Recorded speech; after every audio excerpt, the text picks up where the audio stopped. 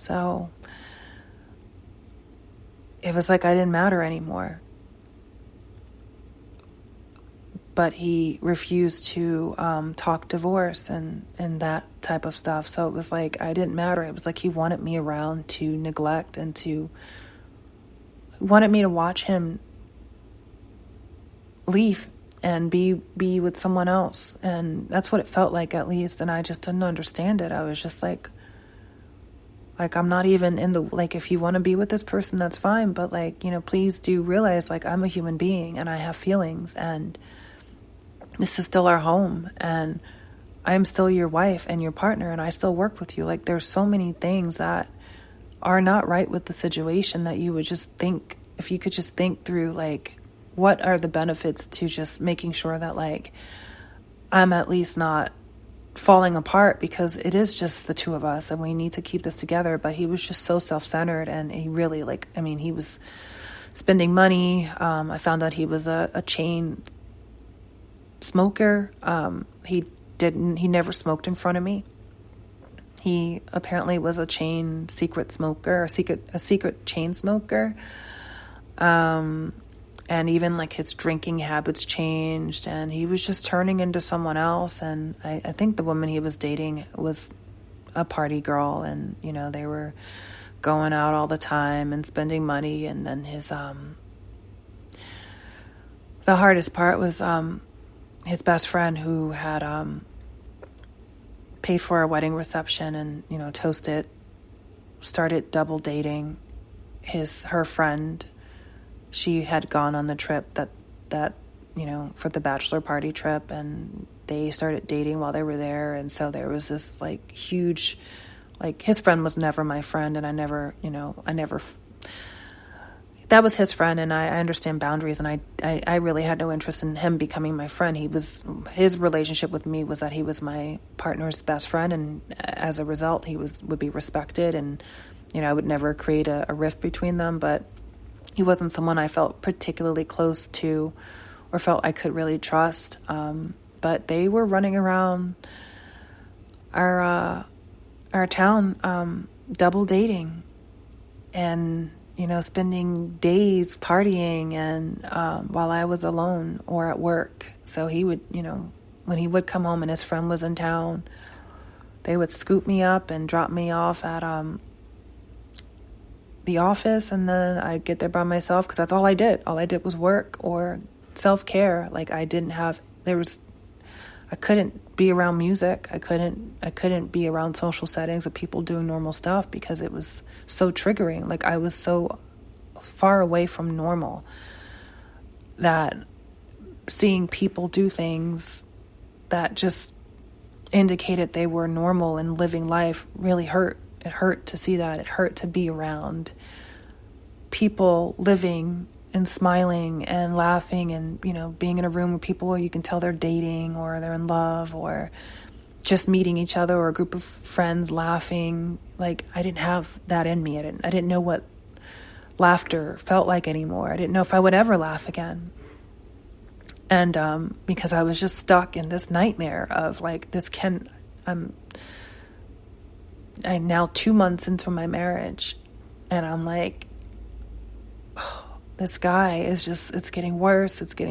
Like, I don't have any way to get out of this. I don't know what to do. I want him to stop hurting me. I want him to listen to what I'm saying. Like, I'm not trying to control him. I just want him to care about my feelings and what he's done to our relationship. And, meanwhile, we were still in therapy.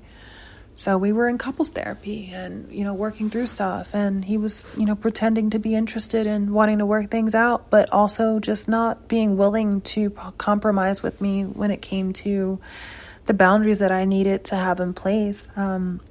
He did eventually start doing that, because what I wound up doing was leaving I would leave town, and, I started going back to my hometown and trying to think about ways to transition back. And so I started staying on someone's couch there for most of the week, and I was taking a course out there, and I would just be gone. And so what we eventually agreed to do was, when I was out, those would be the days where he would spend the nights away. And then when I was back in town, it would be expected that he would come home and be in the house, and come home to our home. And that was just, we hadn't broken up, and we were still married. We were still, there was a lot of abuse and dysfunction, but, it was like, that's the compromise. Like, obviously, like, when I'm not here, obviously you're going to do what you want, but please, like, if you want peace in our home and you want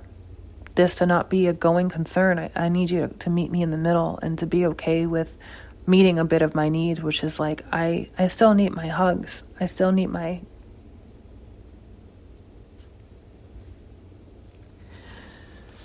Sorry, this is hard. I still needed companionship and love. Even if it wasn't real, I just needed it. And I needed it from him. So, he eventually agreed to do that. And, that helped a lot. It did. It really did. Because I didn't have to see him leaving me. I got to pretend as if things were like they used to be. And that's what I needed, because my life was so upside down that I needed something that felt normal. Because nothing was normal anymore. Nothing was right. And I didn't know what to do, and I didn't know how I was going to survive this, because it just was the most awful thing I'd ever experienced in my life. Like, I had never imagined he would do something like this to me. And to us, like, I didn't know he had this in him. So that's how we got through most of the next 2 months. And, we really started to think about how reconciliation and healing could work. And, I desperately wanted a decision whether to, move forward or work together. I just needed some certainty so that I could plan my life and figure out how to feel and how to be. So that was a rough time. And I was kind of holding everything together. And, yeah, that was a really rough time. So I'll stop here. I need to take a break. But,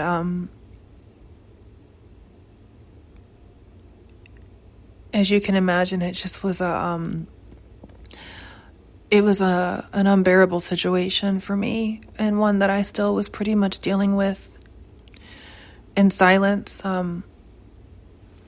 Some people knew what was going on in my life, but because we were still in therapy and because we worked together and had a professional relationship and clients, there wasn't a lot that could be shared, and we couldn't really show that there was a problem. So it was a lot of work keeping up the facade, and with this intern, and,